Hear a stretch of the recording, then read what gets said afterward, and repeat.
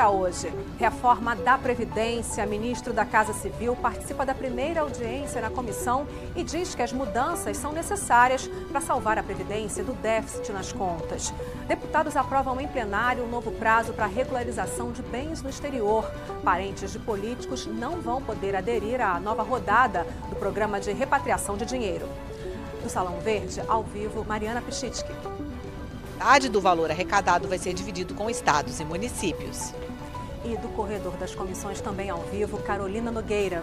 Comissão Especial da Reforma Trabalhista, houve ministro do Trabalho e presidente do TST. Comissão Especial da Reforma da Previdência discute a previdência do servidor público. Hoje é quinta-feira, 16 de fevereiro. Agora em Brasília, 8 horas e 45 minutos, pelo horário brasileiro de verão. Esses são os destaques do Câmara hoje, que já está no ar.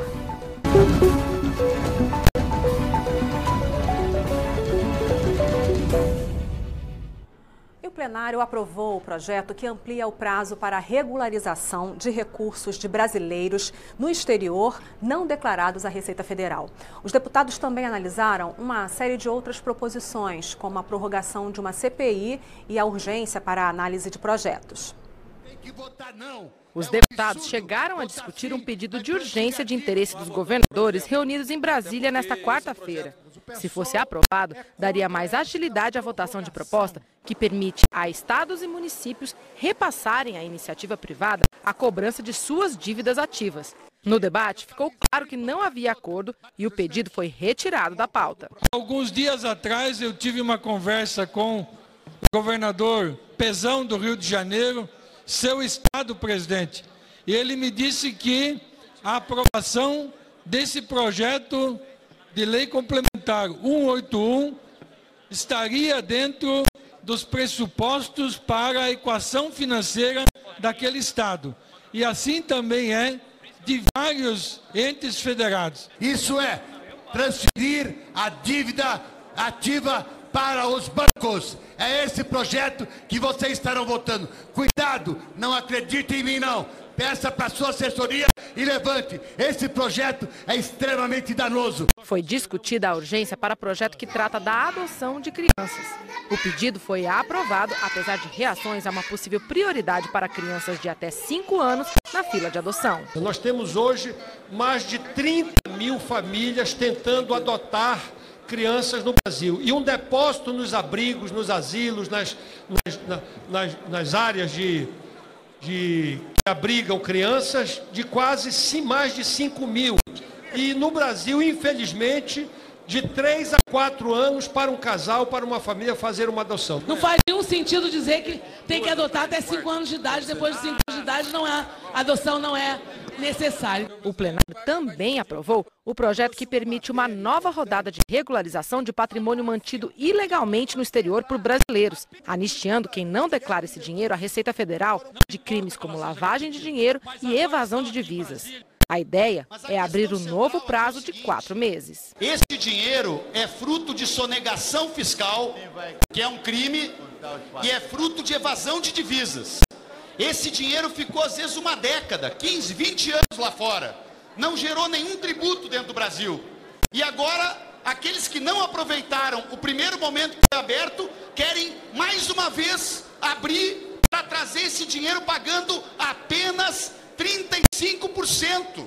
Isso é um escárnio perante o brasileiro que paga os seus impostos de forma correta. Este programa, ele permite a regularização de ativos de recursos lícitos. Se há a possibilidade de qualquer membro, qualquer cidadão ou possível contribuinte de aderir ao programa e ali demonstrar a licitude dos seus recursos, com certeza eu creio que a Receita Federal do Brasil ela poderá sim questionar essa licitude ou ilicitude para que o Ministério Público e o Judiciário tomem as medidas cabíveis com aqueles que aderirem.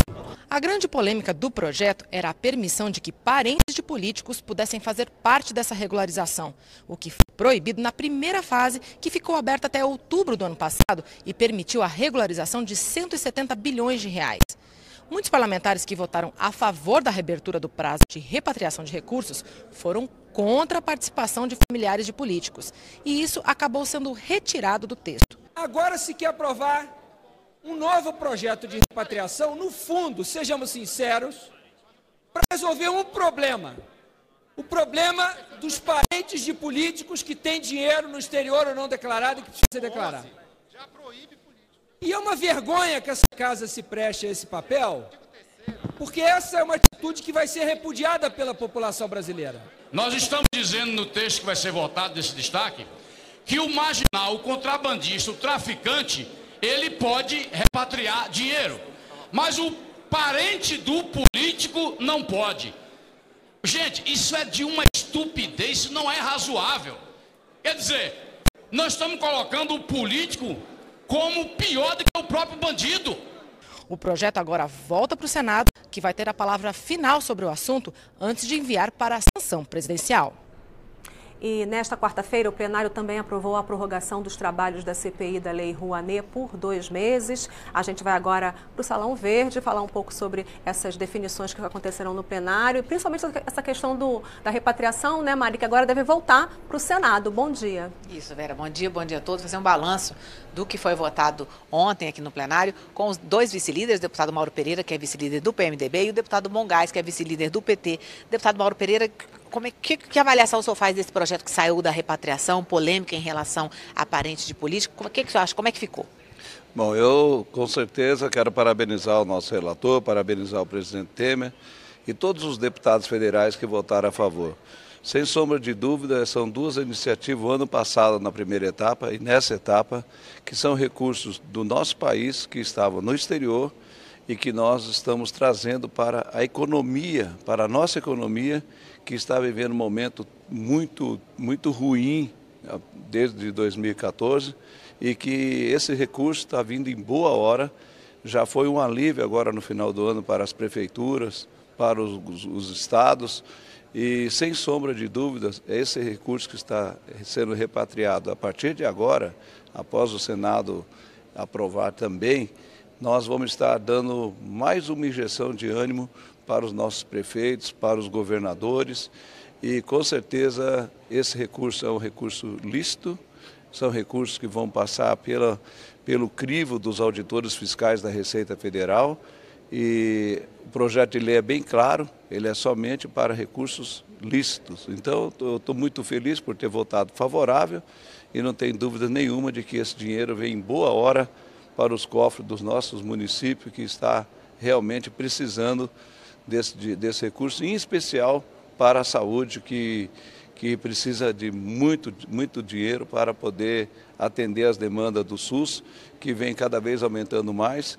baseado no desemprego da crise deixada aí pela presidenta Dilma Rousseff. Essa questão dos parentes de políticos com destaque, ficando fora da possibilidade de regularização de recursos? Foi uma decisão soberana, uma decisão madura do plenário da Casa, que vem debatendo muito, nós estamos tendo muito diálogo interno, os líderes, e com certeza na minha opinião, foi uma decisão sábia, porque nós estamos vivendo um momento, o Brasil está sendo passado a limpo, e o dinheiro de políticos que estiver no exterior, que for ilegal, a própria Operação Lava Jato vai ter a oportunidade de trazer para cá, mas de uma forma mais clara, que é prendendo e trazendo esses recursos que virão parar nos cofres públicos de qualquer forma. Então, foi muito importante ter retirado esses recursos dos parentes da pauta, dos parentes dos políticos, que nós estamos fazendo justiça. Nós temos que trabalhar de uma forma justa. E os recursos lícitos, que seria o correto. Pode até ser que tenha parentes de político com recurso lícito lá fora. Mas até nós provarmos que isso vai demorar muito. Então é melhor tira fora e vamos estudar outra maneira de que a Polícia Federal, com esse trabalho todo que está sendo feito, o Ministério Público Federal, no momento que terminar, no momento que a Operação Lava Jato avançar, o que sobrar, aí sim nós podemos até pensar em o presidente da Casa, em talvez colocar em votação novamente. Mas por enquanto a decisão foi sábia. Ok, deputado Moraes, que é vice-líder do PT, que balanço faz dessa repatriação aprovada ontem aqui? Não, primeiro, é muito injusto que cada um de nós, quando tem um recurso que está aplicado, por pequeno que seja, por grande que seja, ele tem que recolher imposto, tem que declarar tem que declarar no seu imposto de renda, tem que contribuir para os cofres públicos. E os que fizeram esse dinheiro, e são em grandes recursos, são milhões de recursos que estão no exterior e que não declararam. Então, na verdade, sonegaram recursos para o povo brasileiro.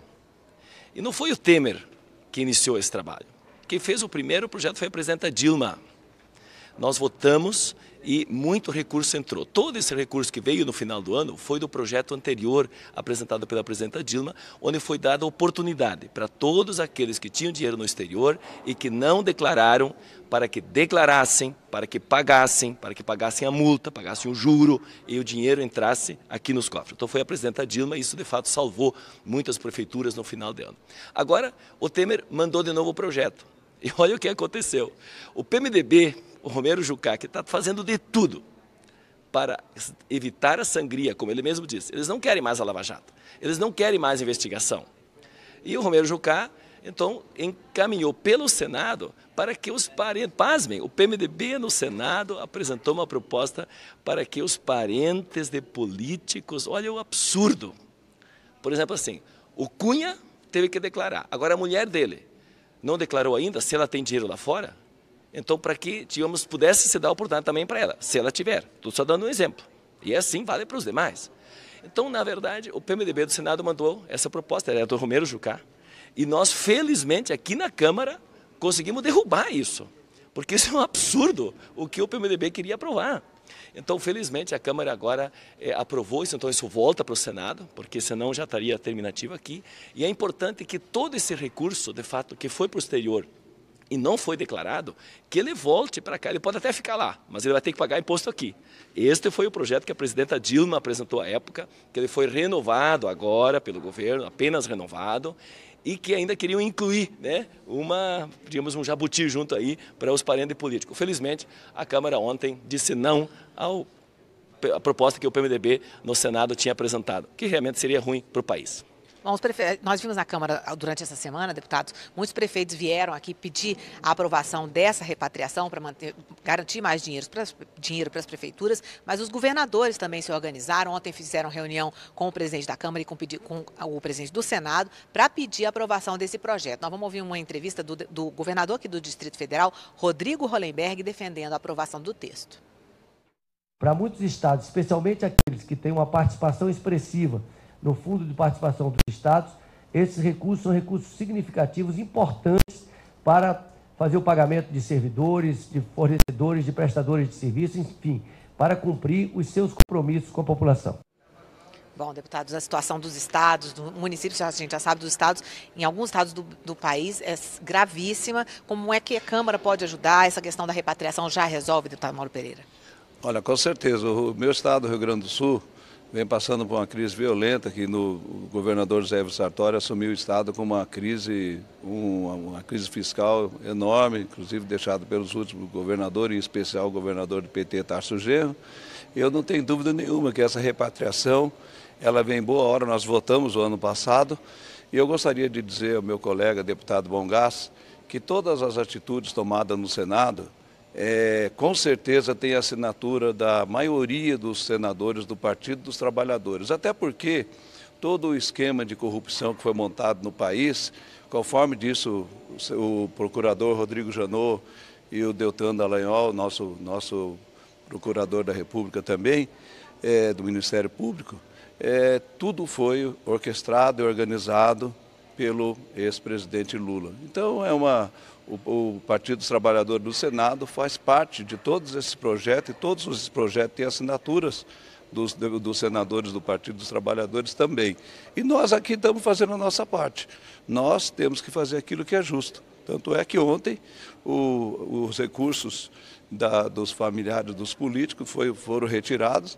Agora, com certeza, o presidente Michel Temer, todo esse recurso que recebeu, pagou todas as emendas parlamentares desde 2007, tinha emenda parlamentar desde 2007 que não era pago para os deputados, e o presidente Temer pagou para todos os partidos, inclusive do PT, PCdoB, PSOL, de 2007 até 2016, foram todas pagas, e esses recursos também foram para os municípios, que é muito importante. Eu, com certeza, Me sinto feliz de poder ter participado dessas votações e fazer parte de um grupo que está preocupado com a situação financeira dos estados e dos municípios, e nós esperamos que nós possamos dar mais alegria para o nosso povo brasileiro. Ok, deputado Bongás, para encerrar, o plenário vai abrir, a gente tem mais deputado para falar no corredor das comissões. Sua análise, então, dessa questão de ajuda financeira aos estados. Isso, é muita ingenuidade a gente dizer que a crise é só de um governo anterior, porque aí é uma tentativa só de uma birra política. Se formos, por exemplo, olhar para o Rio de Janeiro, ele há vários anos, está sendo administrado pelo PMDB e está na pior crise. E muitos escândalos também. Aliás, o Eduardo Cunha, esses dias, quando ele falou com o Moro, ele disse que o presidente Michel Temer estava na reunião que indicou os cargos da Petrobras, onde se fez os grandes escândalos. E essa casa aqui não quis apurar quando o tempo do Fernando Henrique Cardoso já roubavam dentro da Petrobras. Então essa disputa, né, que querer tentar jogar a culpa nos outros, temos que olhar qual é o programa de desenvolvimento para esse país. E o governo Temer não tem nenhum. E o Aécio Neves, quando perdeu a eleição, porque no voto ele não ganhou, ele disse, nós vamos pelo Congresso Nacional obstruir o governo da presidenta Dilma. E claro, aí a situação ficou mais difícil. Então nós não podemos entrar nessa onda e realmente estar com os prefeitos, estar com os governadores, ajudar o país, não permitir que se dê vantagem para político, que nem o Romero Jucá do PMDB encaminhou lá no Senado. Nós queremos de fato que os recursos do povo brasileiro lá fora e os daqui, sem sonegação. O Rio Grande do Sul, por exemplo, tem 7 bilhões de sonegação, aumentou o imposto no Rio Grande do Sul, e não paga professor em dia. Quer dizer, é um absurdo. Então, é esse debate que nós temos que fazer para que o povo realmente tenha a sua ajuda democrática. Deputados, muito obrigada. Vamos ter que encerrar. Está abrindo o plenário. Vamos para o corredor das comissões rapidinho com a Carol.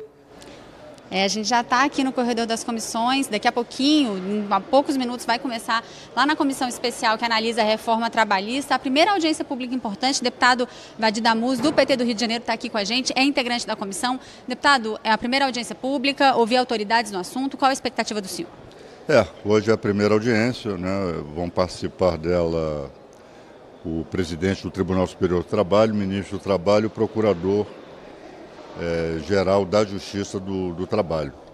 Então, os aspectos gerais do projeto, né, vão ser expostos.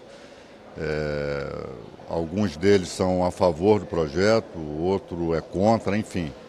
E nós vamos intervir no sentido de mostrar a nossa opinião, que é contrária, visceralmente contrária a esse projeto. Projeto de desmanche de direitos, e é um retrocesso que vai levar a classe trabalhadora à pré-história do capitalismo. No que o senhor vê isso? Que tipo de direito está em jogo? Olha, princípios que fundaram o direito do trabalho. Sobretudo o princípio da proteção. O que significa isso? É o reconhecimento de que o contrato de trabalho é um contrato diferente dos contratos comuns, de um contrato de compra e venda, de um contrato de locação, em que as partes formalmente são iguais, têm direitos e obrigações específicos e iguais.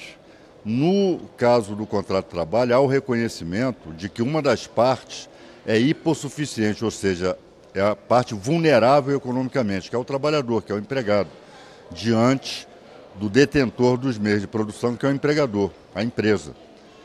Então, a partir desse reconhecimento, construiu-se o que hoje nós conhecemos como direito do trabalho, né? O princípio da proteção, de reconhecimento dos hipossuficientes, e a partir daí se desenvolveu toda uma legislação que colocou a classe trabalhadora no mundo civilizado.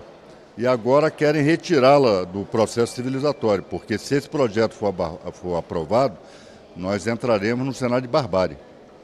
Pois é, e é esse assunto que a gente vai acompanhar. A comissão está só começando, o plenário também está começando nesse momento, por isso a gente precisa encerrar a entrevista e devolver para a Vera. Vera, com você aí no estúdio. Obrigada, Carol, deputado. E esta edição do Câmara Hoje está chegando ao fim. A gente pode voltar a qualquer momento durante a nossa programação com mais informações para você. Hoje é quinta-feira, 16 de fevereiro, nesse momento em Brasília, 9h03 pelo horário brasileiro de verão. A gente acompanha a partir de agora, direto do plenário Ulisses Guimarães, a sessão ordinária da Câmara dos Deputados. Hoje teremos a presença do ministro do Trabalho na audiência que a Comissão da Reforma